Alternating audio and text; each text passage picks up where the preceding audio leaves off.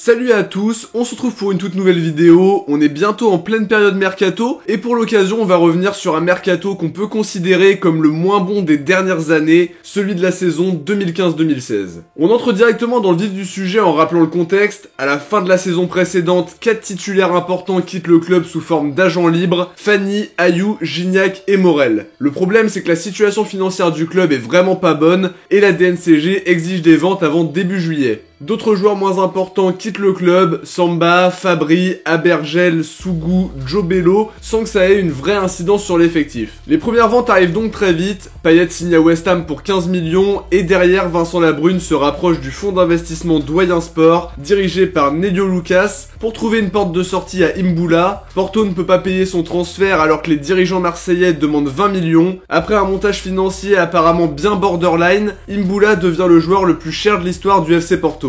Un deal est conclu entre Doyen Sport et le club portugais. Le fonds d'investissement s'engage à trouver une offre supérieure au prix d'achat pour que Porto fasse une plus-value sur le transfert assez rapidement. C'est en tout cas ce qui ressort des révélations de Mediapart à l'époque. C'est la première brique posée pour l'implantation de Doyen Sport au sein du club marseillais, mais on y reviendra un peu plus tard. Avant de les analyser en détail, on va citer les arrivées. L'OM dépense 1,5 million pour Nkoudou, Pelé arrive libre pour être la doublure de Mandanda, Ocampo s'est recruté définitivement après avoir été prêté la saison d'avant, un investissement de 7 millions d'euros pour l'Argentin, Rekik est l'une des demandes de Marcelo Bielsa et la direction n'hésite pas à lâcher 5 millions pour contenter son coach. Par la suite, l'OM tente le pari Lassana Diarra qui est libre et qui n'a pas joué depuis environ un an, tout ça grâce à la précieuse aide de Meyssa Ndiaye. Sur le côté droit de la défense, Bielsa demande le prêt de Manquillo, lui qui était déjà convoité l'été précédent. L'opération Diarra donne des idées à Labrune qui tente le pari fou de relancer Abou Diaby qui est totalement plombé par les blessures. Décidément très impliqué dans le mercato, Bielsa souffle le nom de Zambo Anguissa qui rejoint l'OM en provenance de Reims. Sans avoir une enveloppe mercato suffisante, le club se montre inventif. Thauvin est vendu pour 17 millions d'euros en échange du prêt avec option d'achat de Rémi Cabella. L'influence de Doyen Sport se montre à nouveau avec l'arrivée de Lucas Silva, prêté par le Real Madrid sans option d'achat. Plus anecdotique, l'OM décide de miser sur le jeune norvégien Eirik Hogan pour jouer dans un premier temps avec la réserve. Le money time du mercato estival restera mémorable avec le légendaire tweet « Soyez patient, le mercato se termine à minuit, on est si bien ensemble ». Lamela est annoncé proche de l'OM, mais l'opération capote dans les dernières minutes. Rolando est lui recruté à Porto pour 1,5 million.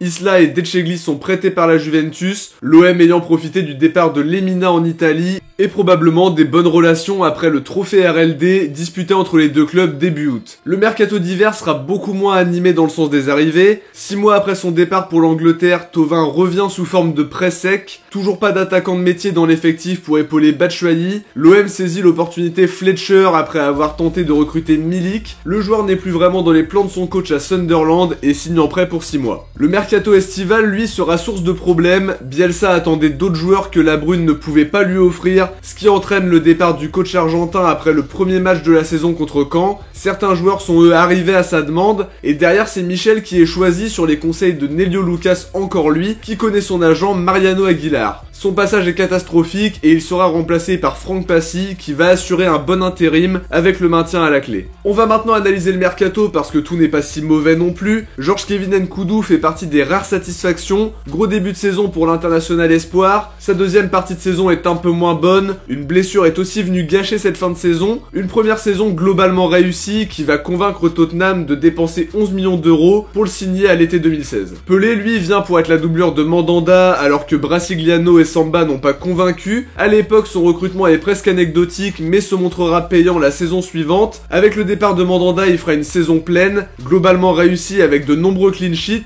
Au retour de Mandanda, il retrouve un statut de doublure, mais cette fois de doublure très fiable, avec comme point d'orgue de très bons matchs en Europa League. Plus ou moins la même chose pour Ocampos, des coups d'éclat trop rares à son arrivée, mais mémorables, qui ne suffiront pas à masquer son irrégularité. Là aussi, on est très loin de ce qu'on a vu de lui sous les ordres de Garcia. Il sera finalement prêté à l'été 2016 après une saison loin d'être convaincante. À son retour de prêt, il va s'imposer et laisser un très bon souvenir grâce à sa grinta et des prestations beaucoup plus matures et plus efficaces. Mais au moment de ce mercato 2015-2016, on est très loin de tout ça malgré de beaux buts. Rekik, on l'a dit, il arrive sous l'impulsion de Bielsa. À ce moment-là, c'est un prometteur défenseur qui est passé par City et qui cherche à confirmer les espoirs après 2 saisons en prêt au PSV. Les Marseillais posent 5 millions pour le signer. Il ne jouera qu'un petit match sous les ordres du coach qui l'a fait venir il n'arrivera pas à s'imposer dans le 11 de départ avec des prestations toujours irrégulières. Il quittera le club 2 ans après son arrivée sans laisser une vraie trace. Diarra est lui une des rares satisfactions parmi les recrues, libre depuis son départ du Lokomotiv Moscou avec qui l'aventure s'est finie sur un litige. Très grosse saison pour le milieu qui retrouve l'équipe de France, en étant même sélectionné à l'Euro de 2016, une sélection qu'il ne pourra pas honorer à cause d'une blessure au genou. Devenu capitaine à l'OM, à partir de sa condamnation officielle à payer 10 millions d'euros à son ancien club, il sera plus jamais le même joueur, avec certainement un manque d'implication jusqu'à son départ en février 2017 d'un commun accord. Manquillo lui était une demande de Bielsa, malgré son départ il gagnera une place de titulaire et fera de bonnes prestations dans l'ensemble. L'été suivant, l'OM voudra obtenir un nouveau prêt, mais il prendra la direction de Sunderland. Diaby c'était un pari sans réel risque financier, salaire plus que raisonnable assorti de primes pour chaque match joué. Il retrouvera jamais le niveau de ses débuts à Arsenal, seulement 6 matchs joués en 2 saisons avec toujours ce corps de cristal qui l'handicape largement et qui va l'obliger à prendre sa retraite début 2019. Cette saison-là, Anguissa fait ses débuts professionnels avec une prestation remarquée contre Groningen. Peu de temps de jeu la première saison, il devra attendre l'arrivée de Rudy Garcia pour gagner une place de titulaire. Sa saison 2017-2018 est très intéressante avec beaucoup d'impact dans l'entrejeu. L'international camerounais signera à Fulham à l'été 2018 pour plus de 30 millions d'euros. De son côté, Cabella n'a pas réussi à convaincre tout de suite, mais à partir du mois de décembre, il revient à bon niveau avec des buts importants. Il fait partie des satisfactions de ce mercato en gagnant une place de titulaire jusqu'au départ de Mitchell. Il sera définitivement marseillais en fin de saison, mais à l'été 2017, il n'est pas retenu et il est prêté à Saint-Etienne avant d'être transféré l'année suivante. Lucas Silva est sûrement le flop par excellence de cette vidéo. Il a jamais vraiment réussi à convaincre et à confirmer son potentiel qui a poussé le Real Madrid à le recruter à Cruzeiro. Dans un premier temps, Rolando a déçu, pas assez fiable défensivement, pas la stature d'un titulaire indiscutable, il finira même placardisé à l'arrivée de Passy. Il devra attendre l'arrivée de Garcia pour être relancé contre Paris en étant même nommé homme du match. La suite on la connaît et elle est bien plus glorieuse, un statut de titulaire et un but qui qualifie l'OM en finale d'Europa League. Il sera récompensé par une prolongation malgré sa blessure avant de partir à l'été 2019. Isla lui c'était un joueur intéressant qui se cachait pas et qui apportait beaucoup de caractère à cette équipe, un joueur globalement apprécié par les supporters qui aurait aimé rester plus longtemps au club. Il quittera l'OM à l'issue de son prêt pour signer à Cagliari. Paolo De Cegli est aussi une grosse erreur de casting, peut-être pour rendre service à la Juventus qui voulait s'en débarrasser qu'on a décidé de le prendre en prêt. Aucune sécurité défensive, des prestations catastrophiques, vraiment pas grand chose à dire de positif. Bounassar était aussi demandé par Bielsa, à l'époque il joue ailier droit et ses performances sont vraiment pas bonnes, pas assez d'impact dans les matchs, une grosse déception pour un joueur qui sortait d'une bonne saison à Metz. À l'OM il a un gros déficit de statistiques, il est replacé par la suite latéral droit et a commencé à faire décoller sa carrière jusqu'à être dans l'équipe type de l'Europa League et d'avoir beaucoup plus de temps de jeu en concurrence avec Sakai. Thauvin a joué un rôle important dans la course au maintien, un début compliqué mais une montée en puissance pour aller assurer le maintien. La suite on la connaît avec une grosse saison 2017-2018 qui lui permettra d'être champion du monde avec les Bleus. De son côté, Fletcher sera pas l'attaquant espéré, 3 buts et 4 passes D dont presque la moitié en Coupe de France, il quittera le club dans l'indifférence la plus totale. Maintenant pour conclure sur cette vidéo, le recrutement a été très peu satisfaisant à quelques exceptions près. Des joueurs comme Rolando, Sarr, Ocampos ou Pelé seront par la suite de grands artisans du parcours en Europa League, mais cette saison-là sont très loin du niveau qu'on leur a connu à partir de l'arrivée de Garcia. Les fondations de ce parcours ont été placées pendant ce mercato, le contexte était mauvais, entre le départ de Bielsa, le passage raté de Mitchell, l'influence grandissante et peut-être trop imposante de Doyen Sport sur le mercato et le choix du coach. On est aux prémices de la vente OM de 2016 et le mercato n'a pas été réfléchi comme il fallait, malgré quelques bonnes idées. Peut-être que la plupart des flops auraient connu un autre destin si le contexte était plus sain. En tout cas, cette saison se termine à la 13e place avec un maintien assuré à la 36e journée. La seule compétition qui sauve la saison, c'est la Coupe de France avec une finale perdue face à Paris. Les choix non payants du mercato n'ont pas permis la concurrence. Des joueurs comme Alessandrini étaient moins performants et ont jamais su relever la tête. L'effectif était loin d'être désastreux, faut pas exagérer, mais l'ensemble était pas harmonieux du tout. 3 coachs en une saison, c'est énorme, et aussi un mercato placé sous le signe des agents et des mandataires, tout ça surveillé par la DNCG. C'était compliqué de faire un mercato de grande qualité avec toutes ces considérations-là. De notre côté, on arrive à la fin de cette vidéo. J'espère que ce nouveau concept vous a plu. N'hésitez pas à faire vos retours en commentaire, à liker, à vous abonner. On se retrouve très vite pour faire le tour de l'actu de l'OM. Ciao, portez-vous bien et surtout allez l'OM.